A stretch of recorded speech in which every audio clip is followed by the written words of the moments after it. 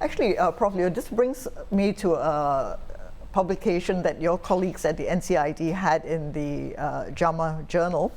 They said that they found, they did swabs of the aircon ducts and they found the virus there. And as a result, that piece has been picked up around the world, and people are saying that the Singapore doctors are saying it can be spread through air conditioning systems.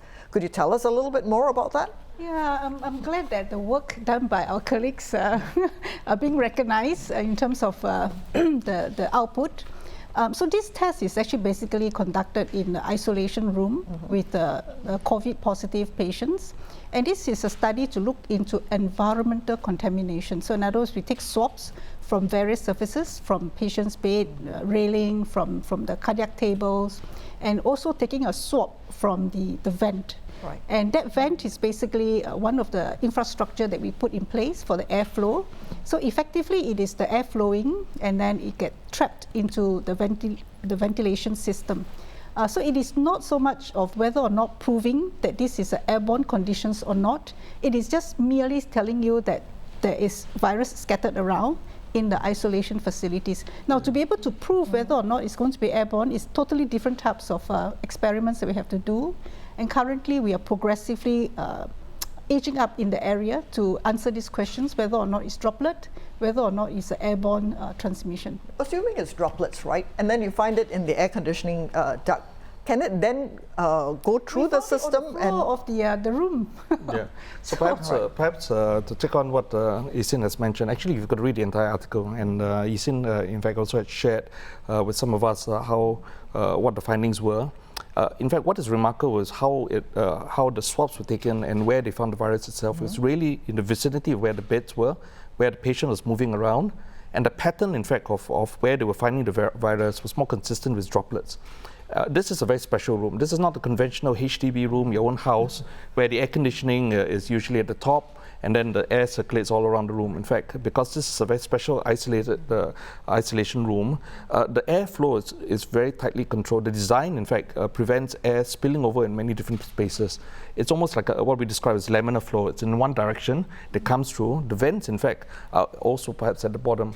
Right. So when you take a swab, you actually find viruses around the vents. It's actually a combination of droplets by gravity falling into those areas, as well as a bit of airflow that actually comes through. It's not the same situation as in a home where you have it in the air conditioning vent and you assume therefore it's airborne. This is not. This is still predominantly droplet transmission. So even if it's droplet transmission, right, and then people shed it everywhere. So I understand the toilet was one area where a lot of it is shed. So somebody, a family member, for example, uses that toilet, the person will catch it. I mean, how long does the virus stay on the surface? Does anybody know? Would anybody like to answer that? Leah, you can. I think nobody has done those studies with this coronavirus in particular, but people have done studies with other types of human coronaviruses. Right. And what they have found is that under certain conditions, where it's cold, where the surface is smooth, and where the humidity is not high, the virus is able to stay on and be viable even for days. But in other types of settings, the virus merely lasts hours. So in this air-conditioned environment that we are in right now, right, if one of us has it, touch wood, and then it's on the table, on the cups, etc., somebody else comes along, a few days later, they could catch the disease. Is that what you're saying? I think we don't know enough about this virus to say that for sure. And I hope you don't leave the cup here for several days to test that as well. No, we promise to wash the cups, yes. But really, when droplets occur as contaminating surfaces, the virus gets transmitted as a result of it being borne by the water droplet. It lands on the surface, and if the water droplet evaporates, then it's the virus exposed to the environment. In that sort of setting, actually, the virus doesn't necessarily last very long. The situations How long which is not very long, Kenneth? Well, it can sometimes last less than an hour at the most, a couple of hours at the most. But the situation that Lian talks about is really a situation where, in fact, the droplet lasts for much longer. Not the virus necessarily, the droplet lasts so longer, and therefore the virus doesn't get so exposed to the environment. So the environmental conditions actually important. If you're, for example, in the open air environment exposed to the sunlight, in fact, that's a situation where the virus would be least hardy. In fact, it doesn't last very long in surfaces there. Nonetheless, irrespective of how long the virus lasts, what is important is regular cleaning of surfaces. And the same article that you quoted that Eason's colleagues had written up, in fact, they had shown very nicely that just with regular cleaning of the room, they got rid of all that virus as well. Right, so we need not panic right now. It's still not so transmissible. Yeah. Yes. But perhaps to put it at a sort of a more higher context, I had a chat with David Heyman recently, who was my ADG when I was at WHO many years ago. And he made a very important observation, all sort of the issues that we've talked about. He said, this is all based on what we know now. We are in uncharted territory, as Eason said. This is a totally new virus. There's so much we don't know. There's so much more research that needs to be done on severity, on susceptibility, transmissibility, environmental survival. Where did the virus come from? So I would like to emphasize that we need to continue doing a lot more research on this I was virus. just feeling a little bit more comfortable after what Kenneth says, and then now you tell me that we don't know enough. David is the WHO man who brought us through SARS at that time? Exactly. Right. But actually, can I just Yes. add to say that while we focus on number of hours or days the virus lasts on surfaces, if you look at how it spread, and Singapore has very good epidemiological data, you see that these are the people in the same households who have been in close contacts, and it's not like people who have randomly touched some surface somewhere along the way, and you cannot trace where they acquired the virus from. So if you're not randomly touching surfaces, why this emphasis on hand hygiene? I mean, it doesn't really matter, right, if I touch something. Oh, hand hygiene is important because even if we're talking about spread between individuals, between a father and a child, a wife and a husband, it's still necessarily droplets, and then touching is not necessary because you breathe the same air. So from that point of view, being able to wash your hands regularly gets rid of any contamination on your own hands. And then after that, if you are in the habit of touching your face, your mouth, your eyes, that's where spread then occurs. Washing your hands is a simple thing that's very, very effective. It's occurred in many different conditions, and it's still the best public health measure, as Eason has mentioned, to sort of combat spread here. And that's with soap and water, simple things that we have in every household. No, but actually, do we know whether, this close proximity, if I'm with you for half an hour, within 2 meters of you, talking to you, is that more likely to spread the disease? Or is it true my touching something that's contaminated and then touching my face? Do we know which route is the more likely? It's a bit difficult to tell in different settings sometimes which is the more dominant route. I suspect that in different settings, one particular mode would dominate compared to the other, and other settings, the other would dominate. But certainly, the two are linked. So if you are in close proximity to me, it's less than 2 meters, we're together for more than half an hour, it's more likely in that sort of setting that if you had been coughing or sneezing, or if you had any secretions coming out, you touch surfaces, it's more likely in that setting that I would have touched similar surfaces as well.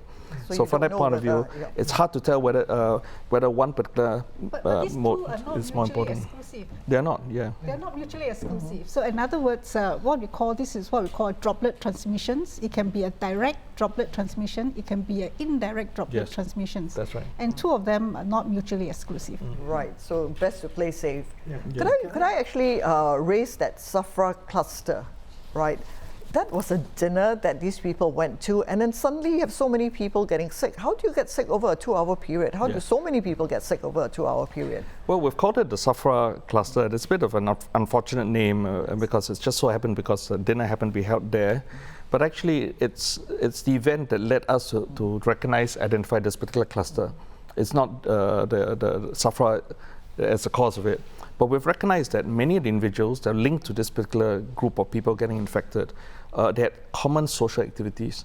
They're coming together, they're having singing classes together. Some of them are going out for social activities together as well.